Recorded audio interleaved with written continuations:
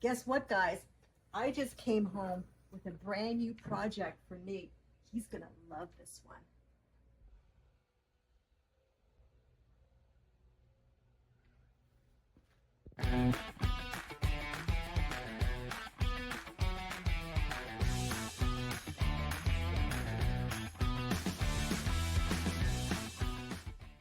So what we got here today is this side table that my wife got a really good deal on, and we're going to go ahead and do a restoration on this. We're not going to keep it the stain color that it is. This is a genuine mahogany product. We don't really know what to call it, but we know it's a three-legged side table of some sort. It measures, I actually haven't even measured it, but it measures 29 inches across. And what struck us and really was the ultimate decision to bring this in and take the time to restore it is that it has some really wonderful detail. If you can come in, it has this rope-like feature that runs around the side that is really nice, and we think it's going to look really good painted. What we do here is coastal restorations. We do everything in beautiful coastal colors, things that you'd find in a beach house, basically. So how I started this, and the one little problem that this table had was a really badly peeling veneer on the bottom. So it's a mahogany product, but the top is basically a plywood with veneers around it, mahogany plywood. It was built sometime, we believe, around the 60s. And we know this because it has a vintage sticker on the bottom, which I'll show you here in a minute. But what I did was I went ahead and just peeled off that bottom one. It was so water damaged and rippled, and it would have been way too difficult to try to re-glue it. So I just went ahead and pulled that off. I apologize you didn't get to see that part, but it came off really easy. I basically just peeled that off, put it to the side. So what I will end up doing at this point is giving this a really good wash with a degreaser and drying it off, and then we'll get to sanding. And I'm going to do that wash because I want to make sure I get all grease, oils, anything like that off before I start sanding.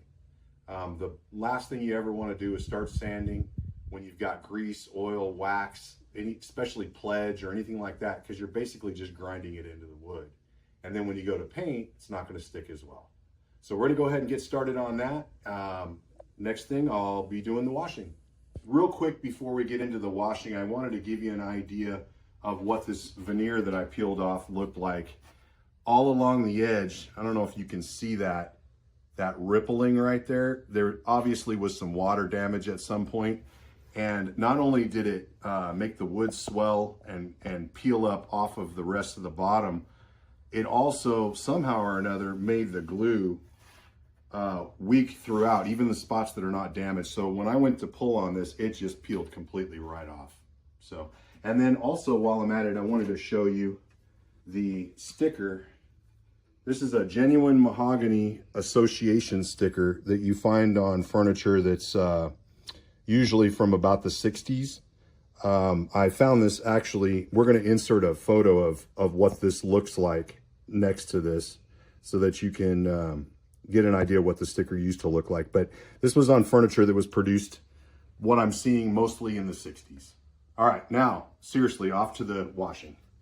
So we're going to get started on the cleaning. I don't want to make too much of a mess, and I really don't want to get this furniture that wet. I don't want to cause any additional problems with moisture or anything else like that.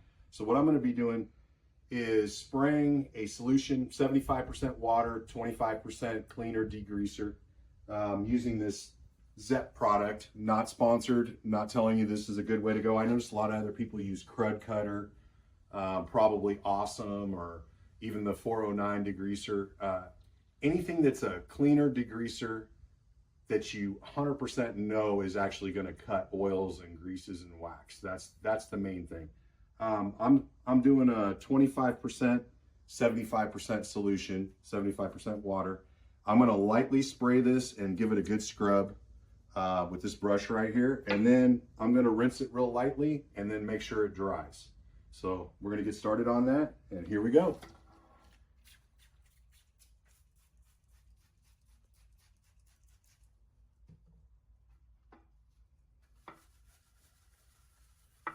Now with this brush, it's really nice. I can get into all the nooks and crannies,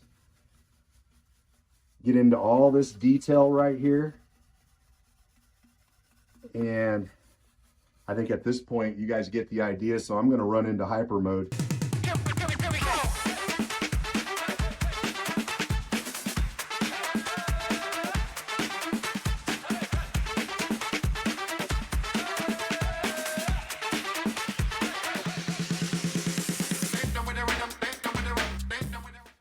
All right, so this top has been thoroughly cleaned. At least I thought it was thoroughly cleaned. And then now that it's dried a little bit, I haven't had a chance to rinse it. I'm noticing some peeling of wax that's in multiple spots. So I'm gonna have to give this another go. Most of it over here though is clean. You can feel it. It's definitely good enough to start sanding.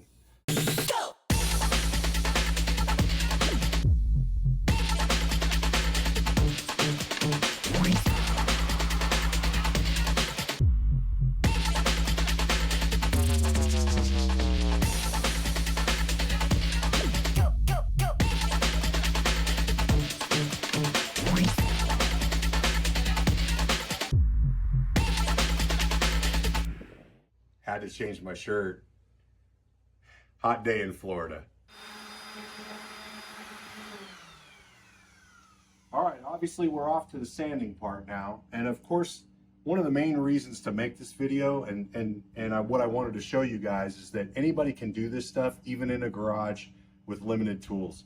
Right now I'm using this orbital sander just to make my life a little bit easier, but all of this can be done by hand. Right now, I got 150 grit on this, and I'm just gonna run over this, just basically giving it a once over, just so that I get all of these areas right here smooth. If you see this right here, this is where the grain's a little bit raised, and also you see the stain has come up, and you can just basically feel it. I wanna hit it just till everything's flat, and then we're gonna move up and grit.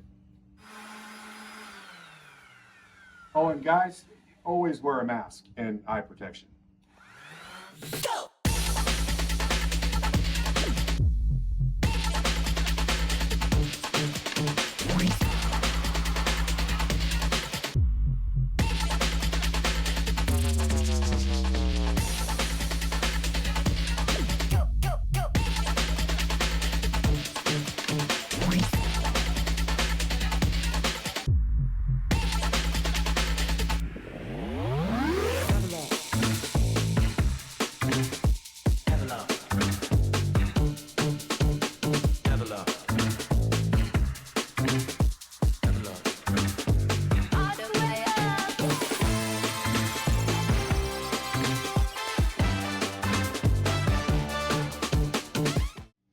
Also, when I move up in grit, I'm going to be doing that by hand. This will be the only time I'll be using the orbital. I forgot to sand all the rest of it.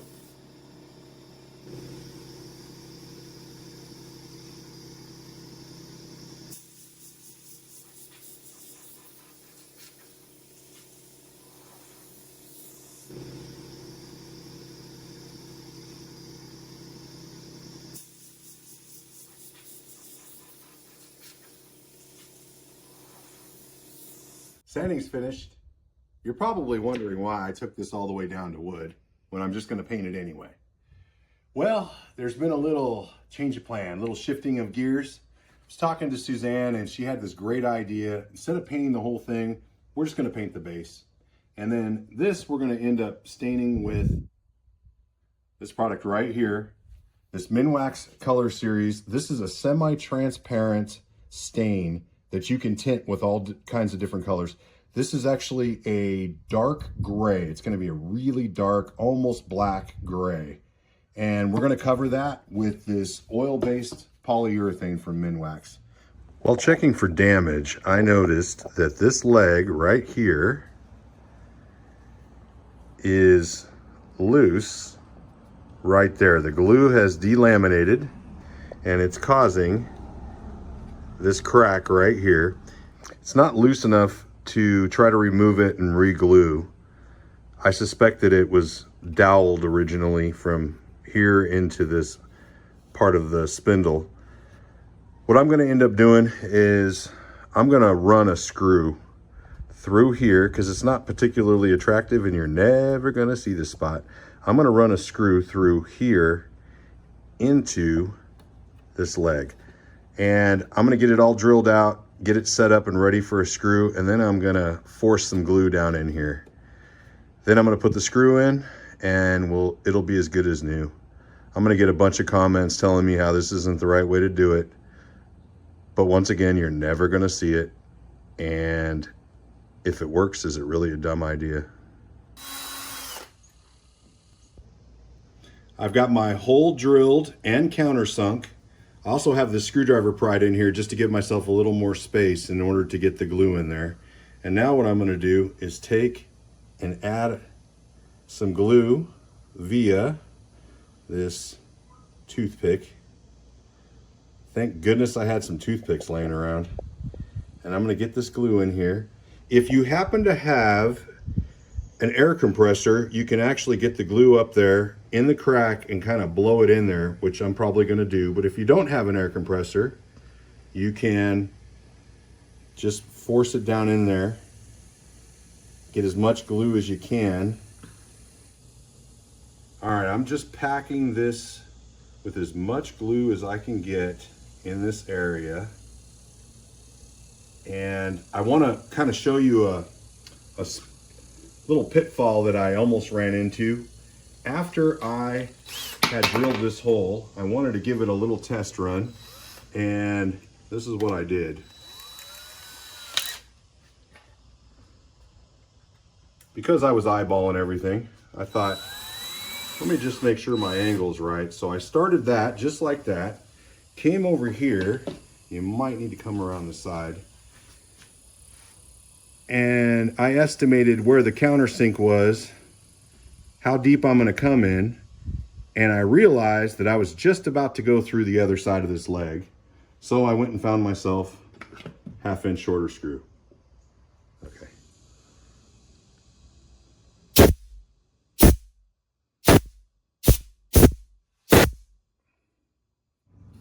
A little tough to see, but you'll notice I actually got a little bit of glue squeeze out right there, which is a good sign. That means I got enough down in there to make this happen.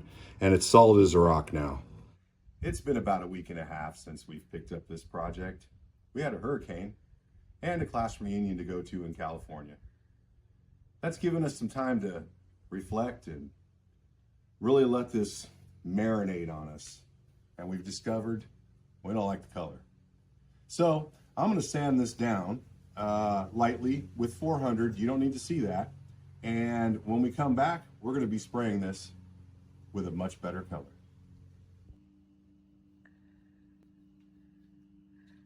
Oh, that might work. Ooh, I wish you could feel how smooth that feels. You did a really great job on that, honey. We need feel-o-vision, huh? Feel-o-vision. You need to learn to stop hitting that button before it's time. What did you say about the feel-o-vision? If there was a such thing as feel-o-vision, it wouldn't be used for wood refinishing. That's for sure. All right, I'm coming to you from our dungeon, our paint dungeon today. It's really windy outside. I don't want to open the door. Plus, this will create a cleaner environment anyway, but our lighting's pretty terrible in here. I just got finished straining this paint, getting ready to load it up into the paint cup, paint strainer right here.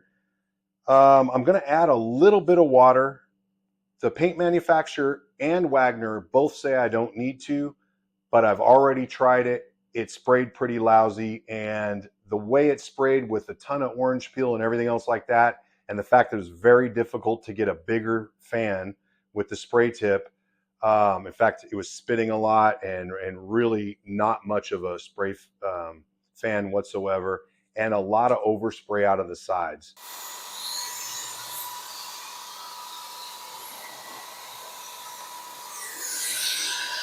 All right, well, as you can see, I pretty much covered this whole thing, but I'm very excited. I got some really good passes, smooth. I need to dial it in just a little bit more, but thinning the paint made all the difference. I'm going to actually be able to back down the power setting on the Wagner Flexio 3500. You've got basically, I guess it's down from 1 up to 8. When I was using it the other day, unthinned paint, I had to be all the way on 8 and all the way wide open on the material flow. This material flow is kind of hinky. All it is just a knob that basically opens up to keep you from pulling the trigger so much. Pretty, just a mechanical little check, basically. Now that it's flowing so well, I kind of want to back it down to, I don't want to say the minimum, but I don't need so much flow for this job that I'm going to do. I don't need so much material. I'm doing lots of little thin things so that I'm going to be spraying. So I don't want a big fan or anything else like that. But I'm telling you, before I thin the paint, I couldn't get hardly any fan whatsoever. It was just spitting paint. This is flowing nicely, and I think we're off and running.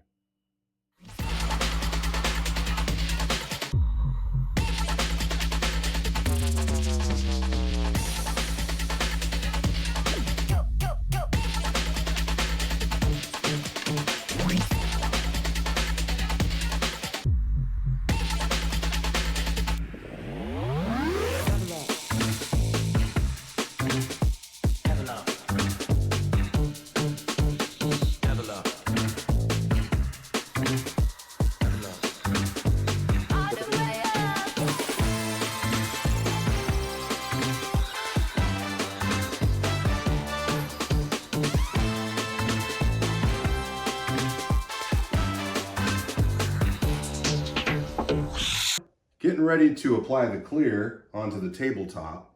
First thing I'm going to do is hit this with a tack cloth, get any dust off, hopefully get all of the anything that's in the grain, anything left over from the stain or standing or anything like that. Also want to point out this little contraption right here. I know we mentioned it before, but just as a reminder, where this is covering will be covered by the legs as when they get put on. So even though we're not going to get anything underneath here, that's fine, because when the legs get put on, it'll be underneath that and you won't see anything. This is just so that I can spray both sides at the same time, or right after each other consecutively, and not have to worry about waiting for one side to dry.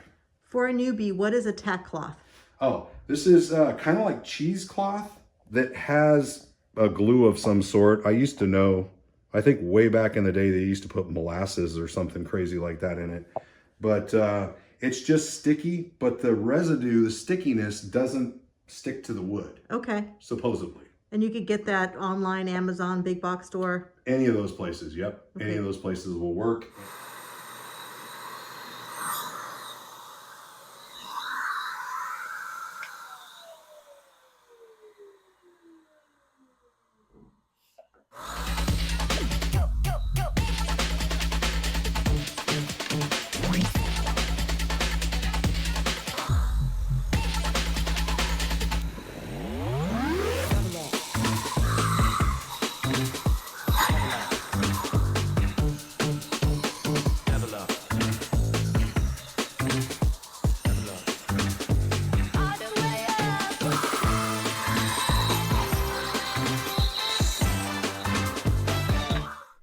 Just to recap, we purchased this vintage Chippendale style solid mahogany pie crust table with a glass top for only $16 on Facebook Marketplace. Nathan was able to achieve professional results in our garage by keeping it clean and being careful. The base of the table was sprayed with 2 coats of this beautiful Poseidon blue satin paint. We decided to preserve the natural beauty of the mahogany tabletop and applied 2 coats of semi-transparent clear vintage blue stain and finished it off with 2 coats of clear polyurethane. Finally, we covered it from top to bottom in finishing wax for that little bit of extra protection. We ended up listing our vintage Chippendale style mahogany pie crust table for $375. Hey everyone, welcome back to our channel. We're Nathan and Suzanne, and this is Coastal by Design. We refinish furniture, and if you'd like to see more videos like this, click on that subscribe button and notification bell. We have weekly videos. It doesn't cost you a thing. Thanks for watching.